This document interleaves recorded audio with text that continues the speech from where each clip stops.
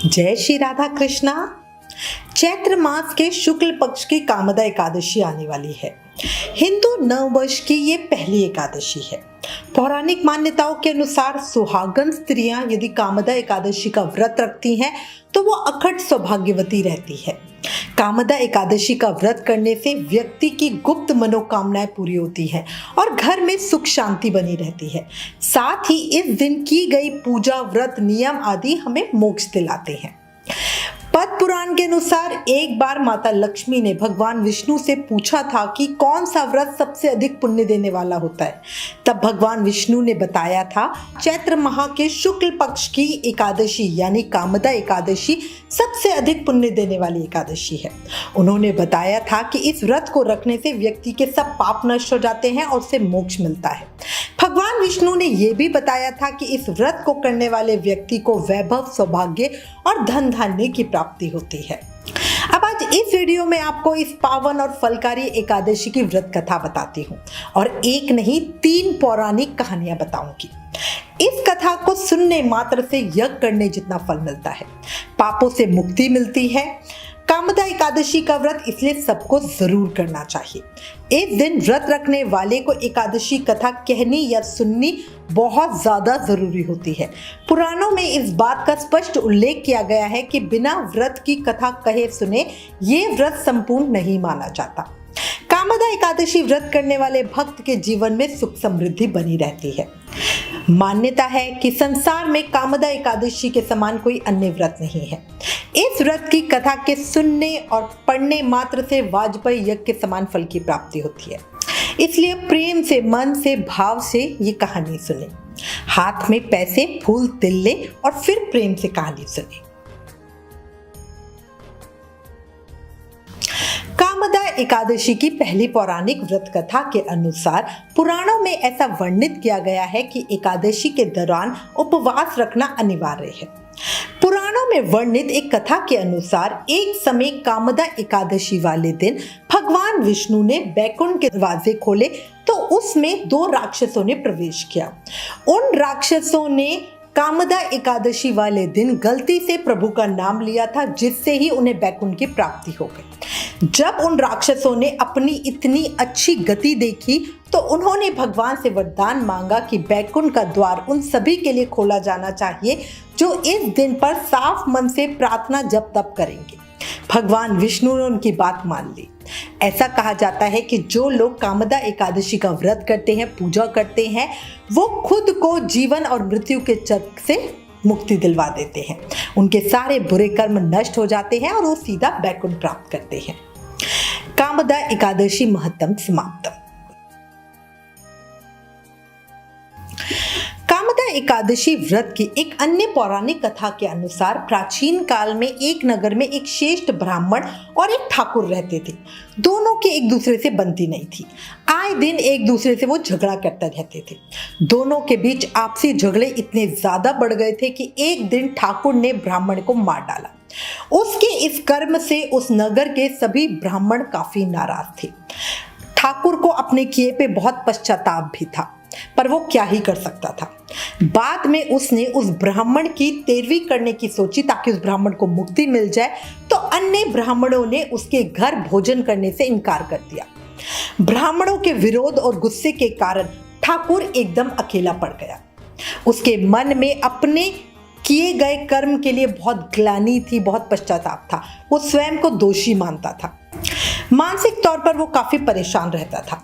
अपने इस जीवन में वो बहुत दुखी हो गया था। इसी समय में उसे एक साधु मिला। उस साधु ने ठाकुर को उस महापाप के निवारण का एक उपाय बताया और कहा कि तुम कामदा एकादशी का व्रत करो। उसका महत्व समझाया, विधि बताई। चैत्र मास के शुक्ल पक्ष की एकादशी तिथि आने पर उस ठाकुर ने उस महात्मा के बताए अनुसार कामदा एकादशी का व्रत रखा। कामदा एकादशी का व्रत पूर्ण करने के बाद द्वादशी की रात को जब वो भगवान विष्णु की मूर्ति के पास सो रहा था, तब उसने एक स्वप्न देखा जिसमें भगवान विष्णु ने उससे कहा कि हे ठाकुर, तुम इस व्रत के प्रभाव से ब्रह्म हत्या के पाप से मुक्त हो गए हो। ब्रह्म हत्या के अपराध बोध से मुक्त होकर उस ठाकुर ने कामदा एकादशी के व्रत के महत्व को और लोगों को भी बताया। कामदा एकादशी का व्रत करने से व्यक्ति के सभी पाप नष्ट हो जाते हैं, उसे विष्णु लोक में स्थान मिलता है और उसकी अन्य मनोकामनाएं भी पूरी होती है। कामदा एकादशी महत्तम समाप्त। ओम नमो नारायणाय नमः। ओम विष्णवे नमः।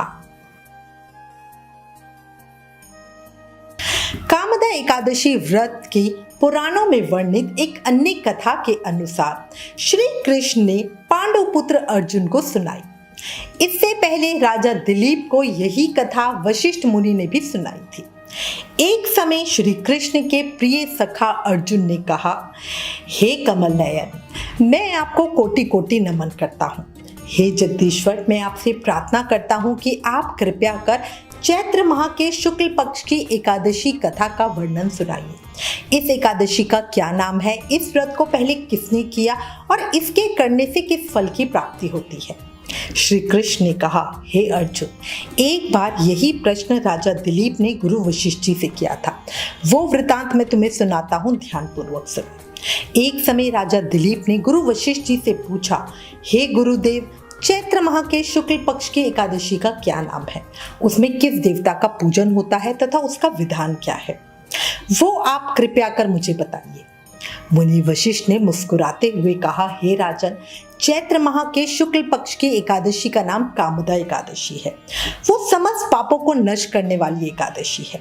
जैसे अग्नि लकड़ी को जलाकर खाक कर देती है, वैसे ही कामदा एकादशी के पुण्य के प्रभाव से मनुष्य के समस्त पाप नष्ट हो जाते हैं और तेजस्वी पुत्र की प्राप्ति होती है। इसके उपवास से मनुष्य निकृष्ट योनि से भी मुक्त हो जाता है और अंततः उसे स्वर्ग की प्राप्ति होती है। अब मैं इस एकादशी का महत्व सुनाता हूँ, ध्यानपूर्वक सुनो। प्राचीन समय में भागीपुर नामक एक नगर था, जिस पर पुंडरिक नाम का एक राजा राज्य करता था। राजा पुंडरिक अनेक ऐश्वर्यों से युक्त था। उसके राज्य में अनेक अप्सराएं, गंधर्व, किन्नर आदि वास करते थे। उसी नगर में ललित और ललिता नाम के गायन विद्या में पारंगत गंधर्व स्त्री पुरुष आदि संपन्न घर में निवास करते हुए विहार करते थे। उन दोनों में इतना प्रेम था कि वो अलग हो जाने की कल्पना मात्र से ही दुखी हो जाते थे। एक बार राजा पुंडरिक गंधर्वों सहित सभा में विराजमान थे। वहां गंधर्वों के साथ ललित भी गायन कर रहा था। उस समय उसकी प्रियतमा ललिता वहां उपस्थित नहीं थी। गायन करते करते अचानक उसे ललिता का ख्याल आ गया, जिसके कारण वो अशुद्ध गायन करने लगा। नागराज करकोटक ने राजा पुंडरिक से उसकी शिकायत की। इस पर राजा को भयानक क्रोध आया और उन्होंने क्रोधवश ललित को श्राप दे दिया और कहा, अरे नीच, तू मेरे सम्मुख गायन करता हुआ भी अपनी स्त्री का स्मरण कर रहा है। इससे तू नरभक्षी दैत्य बनकर अपने कर्म का फल भोग। ललित उसी समय राजा पुंडरिक के श्राप से एक भयानक दैत्य में बदल गया। उसका मुख बहुत बड़ा हो गया, उसके नेत्र सूर्य चंद्र के समान चमचमाने लगे, मुंह से आग की भयानक ज्वालाएं निकलने लगी। उसकी नाक पर्वत की कंदरा के समान विशाल हो गई और गर्दन पहाड़ के समान दिखाई देने लगा। उसकी भुजाएं 2-2 योजन लंबी हो गई। इस प्रकार उसका शरीर 8 योजन का हो गया। इस तरह राक्षस बन जाने पर वो अनेक दुख भोगने लगा। अपने प्रियतम ललित का ऐसा हाल होने पर ललिता अथाह दुख से दुखित हो उठी। वो अपने पति के उद्धार के लिए विचार करने लगी और कहने लगी, मैं क्या करूं, कहां जाऊं, कैसे अपने पति को इस नर्क भोगने जैसे कष्ट से मुक्त कराऊं। राक्षस बना ललित घोर वनों में रहते हुए अनेक तरह के पाप करने लगा। उसकी स्त्री ललिता भी उसके पीछे पीछे जाती और उसकी हालत देखकर महादुखी होते हुए रोती रहती। एक बार वो अपने पति के पीछे चलते चलते विंध्याचल पर्वत पर पहुंच गई। उस स्थान पर उसने श्रृंगी मुनि का आश्रम देखा। वो जल्दी से उस आश्रम में गई और मुनि के सामने पहुंचकर दंडवत प्रणाम कर विनीत भाव से प्रार्थना करने लगी। हे महर्षि, मैं वीर धनवा नामक गंधर्व की पुत्री ललिता हूँ। मेरे पति राजा पुंडरिक के श्राप से एक भयानक दैत्य बन गए। अपने पति के कष्ट के से मैं बहुत दुखी हूँ। हे मुनि श्रेष्ठ, कृपया करके आप मेरे पति के राक्षस योनि से मुक्ति का कोई उत्तम उपाय बताइए। समस्त वृतांत सुनकर मुनि श्रृंगी ने कहा, हे पुत्री, चैत्र माह के शुक्ल पक्ष की एकादशी का नाम कामदा एकादशी है। उसके व्रत करने से प्राणी के सभी मनोरथ शीघ्र ही पूर्ण हो जाते हैं। यदि तू पूरे विधि विधान से इस व्रत को करे और फिर अगले दिन अपने व्रत के पुण्य को अपने पति को देगी तो वो सहज ही राक्षस योनि से मुक्त हो जाएगा और राजा का श्राप शांत हो जाएगा। ऋषि के कहे अनुसार ललिता ने बड़ी श्रद्धा और विधि विधान से व्रत किया और द्वादशी के दिन ब्राह्मणों के सामने अपना व्रत का फल अपने पति को दे दिया और ईश्वर से प्रार्थना करते हुए कहने लगी, हे प्रभु, मैंने जो ये उपवास किया है उसका फल मेरे पतिदेव को मिले, जिससे उसके राक्षस योनि से शीघ्र ही मुक्ति हो जाए।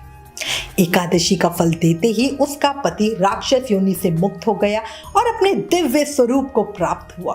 वो अनेक सुंदर वस्त्रों तथा आभूषणों से अलंकृत होकर पहले की भांति ललिता के साथ विहार करने लगा। कामदा एकादशी व्रत के प्रभाव से वो पहले की तरह बहुत सुंदर हो गया और मृत्यु के बाद दोनों पुष्पक विमान पर बैठकर विष्णु लोक को गए। हे अर्जुन, इस उपवास को विधि पूर्वक करने से सभी पाप शीघ्र ही नष्ट हो जाते हैं। इस व्रत के पुण्य से मनुष्य ब्रह्म हत्या आदि महान पाप और राक्षस आदि योनि से भी मुक्त हो जाते हैं। संसार में इससे उत्तम दूसरा कोई व्रत नहीं।